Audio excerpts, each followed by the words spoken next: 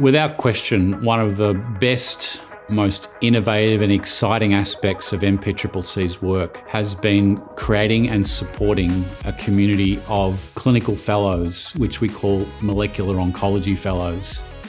So these fellows represent each of the major health services in the MPCCC network, and they work very closely and coordinately together to make sure that patients are getting access as much as possible to cutting-edge diagnostics, but also that access translates into patients being able to receive appropriate therapies matched to that testing.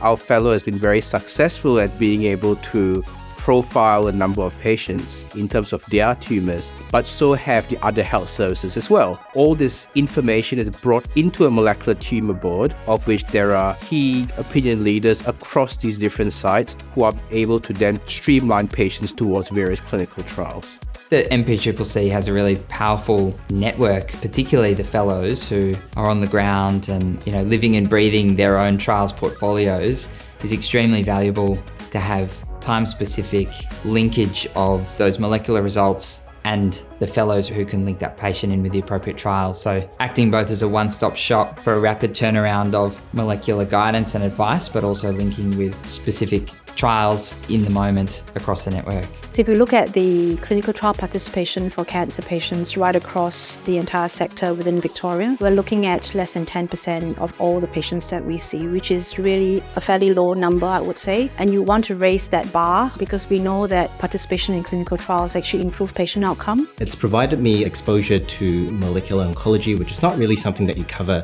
very much of in your advanced training. I've benefited from the discussions we've had in the MTB and to draw upon those cases as well to guide treatment of my current patients, whether that's engaging in a clinical trial that has been matched up to a previous case in the MTB or a compassionate access program, for example, which I would not have been aware of without the MTB.